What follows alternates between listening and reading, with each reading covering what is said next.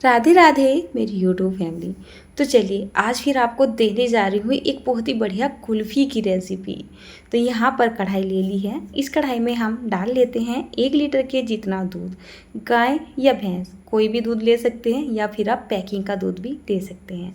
अब जैसे मैंने यहाँ पर ये 1 लीटर के जितना दूध ले लिया है, गैस का फ्लेम एकदम हाई कर देते हैं और दूध को चलाना शुरू कर देते हैं। दूध को कंटिन्यू चलाना बहुत ज़्यादा ज़रूरी है। ये जो मक्खियाँ आपको दिख रही हैं तो इसको आप अवॉइड ही करिएगा, क्योंकि कितना भी मैं चालू घर में से मक्खियाँ जाने का नाम नहीं ले रही है। जैसे ही बहुत तेज़ गर्मी शुरू होती हैं तो बाहर से मक्खियाँ अंदर की तरफ को आ ही जाती है। कितनी भी साफ़ सफाई रख लो पता ही नहीं चलता है कहाँ से आ जाती है। और खिड़की दरवाजे हमेशा बंद नहीं रखे जा सकते हैं, क्योंकि गर्मी इतनी ज़्यादा है तो अंदर ही अंदर बहुत ही ज़्यादा एक भभका सा एक उमस सी बन जाती है। तो खिड़की दरवाजे भी हमें खोल के ही रखने होते हैं। अब चलिए रेसिपी के पास आते हैं और मक्खियों को साइड में छोड़ देते हैं। और जैसे कि ये दूध है, दूध में आप थोड़ी सी देर में देखोगे इसमें उबाला आना शुरू हो चुका है। तो ये जो जब उबाल आता है ना, इसको धीरे धीरे करके आप एडजस्ट करते हुए दूध को पकाते जाइए। दूध को आपको कब तक पकाना है? जब तक आपके दूध का कलर चेंज ना होने लगे। वैसे भी मैं एक कुल्फ़ी की रेसिपी आपको दे चुकी हूँ, जो कि हमारी मलाई कुल्फ़ी की रेसिपी थी, लेकिन ये वाली कुल्फ़ी उससे एकदम यूनिक है। टेस्ट सारी कुल्फ़ियों का नंबर 1 है। सही पूछिए, जितनी भी मैंने आइसक्रीम की रेसिपी आपको दी है ना, सभी का टेस्ट नंबर 1 है। अपने मुँह अपनी बढ़ाई नहीं करूँगी, वास्तव में बहुत अच्छी कुल्फ़ियाँ बन रही है, इसी वजह से रेसिपी आपके पास भी जा रही है। अब आप यहाँ पे देखिए, दूध को पकाते पकाते करीब मुझे 15 मिनट का टाइम हो चुका है। दूध हमारा इतना गाढ़ा हो रहा है कि इससे ना कलर भी चेंज होने लगा है। जब दूध बहुत स्पीड से गाढ़ा होता चला जाता है, मतलब सही तरीके से गाढ़ा होता चला जाता है और हम इसको कंटिन्यू चलाते रहते हैं, तो दूध का जो टेक्सचर है वो क्रीमी क्रीमी हो जाता है और इसमें एक पीलापन सा आ जाता है। इस तरीके से ना दूध हमारा कढ़ जाता है। अब मैंने यहाँ पर डाल दी है करीब बस 100 ग्राम की जितनी चीनी। दूध इतना गाढ़ा हो चुका है कि दूध में अपने आप से मिठास आ चुका है। तो मैंने यहाँ पर करीब बस 100 ग्राम चीनी का इस्तेमाल ही किया है। इतना मीठा हमारी आइसक्रीम में बहुत हो जाएगा।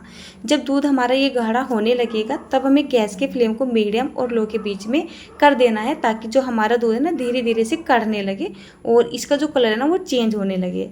तो जब ये कढ़ने लगता है और कढ़े हुए दूध का जो हमारा कलर होता है, टेक्स्चर होता है ना, हल्का सा पीला होता चला जाता है, मतलब क्रीम सी कलर में होता चला जाता है।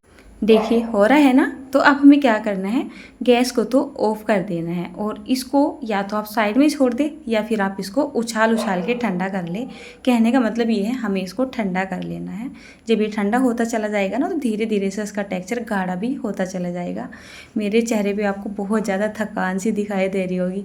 पता क्या है, हमारा टाइम आ रहा है श्री वृंदावन धाम जी में जाने का। रेसिपी भले ही आपको बाद में मिल रही है, ये पहली शूट की हुई रेसिपी है, तो मैं उसी की तैयारी में लग रही हूँ, क्योंकि जब वृंदावन धाम जी में जाएंगे तो फिर मैं घर पे काम नहीं कर पाऊँगी और आने के बाद भी 2-3 दिन लग जाते हैं। रेसिपी शूट नहीं हो पाती है सही तरीके से, मतलब काम का रूटीन नहीं बन पाता है।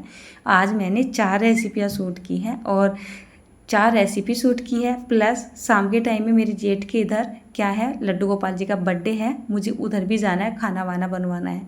और आज मुझे बहुत बुरी ना थकान हो चुकी है। क्या करें, काम तो करना ही पड़ता है ना। तो चलिए, जैसे ही हमारा दूध ठंडा हो जाता है ना, देखिए धीरे धीरे इसका टेक्सचर भी काफ़ी ना गाढ़ा हो चुका है, एकदम रबड़ीदार टेक्सचर हो रहा है। ये आइसक्रीम ना आज मैं थोड़ी सी कम ही भर रही हूँ, क्योंकि मैं चाह रही हूँ कि मैं इनको छोटे छोटे साइज़ में बनाऊँ, जैसे बिल्कुल नॉर्मल मार्केट में या फिर हम बचपन में ठेली पे खाते थे, है ना, बहुत अच्छी लगती है। ये मोल्ड ना बहुत बड़े हैं, जब मैं इनको भर के बनाती हूँ ना, तो ये समझ लीजिए कि एक आइसक्रीम में ना हम बिल्कुल छक जाते हैं, बहुत बड़ी बड़ी बनती है। चलिए, जैसे कि मैंने मोल्ड में भर लिया। मोल्ड में मैंने ये दूध भरने से पहले इनको पानी से गीला कर लिया था, ठीक है ना। पानी से गीला कर लोगे ना, तो हमारी जो आइसक्रीम है ना, बाद में डिमोल्ड करेंगे वो आसानी से हो जाती है, निकल जाती है। चलिए, इसमें करने के बाद मैंने स्पून वगैरह इसमें लगा दिया है और फ्रीज़र में छोड़ दिया है करीब 2 से 3 घंटे के लिए। इस बार फ्रिज ने कमाल कर रखा है, 2-3 घंटे में आइसक्रीम जमा रहा है मेरा फ्रिज, पता नहीं इसको क्या हो रहा है। तो मैंने तो ये लगभग में 10-11 बजे ही भर के रखी थी और अब तो 3-3:30 बजे का ही टाइम हो रहा है। तो मैं ऐसे ही चेक करने के लिए आ गई थी। इसमें दूसरी भी आइसक्रीम रखी हुई थी ना, तो मैं उनको देखने आ गई। मैंने देखा ये भी जम के तैयार हो चुकी है, तो ये तो नहले पे दहला हो चुका था मेरे लिए। ये रेसिपी मेरी आज ही कंप्लीट हो चुकी होगी, कल का मुझे वेट नहीं करना पड़ेगा। तो चलिए निकाल के देख लेते हैं। मैंने तो चेक कर ली थी, पहले बता देती हूँ, अब आपको भी दिखा देती हूँ। डिमोल्ड करने के लिए पहले ना क्या करना है, इनको थोड़ा सा हथेली के बीच में रख के ना घुमा देना है। हाथों की जो हीट होती है ना, तो हीट की वजह से हल्की सी जो ये हमारा मोल्ड होता है वो गर्म हो जाता है और आइसक्रीम को छोड़ देता है, क्योंकि आइसक्रीम इसको चिपकी रहती है, सेट हुई रहती है, तो उसको छुड़ाना भी ज़रूरी होता है।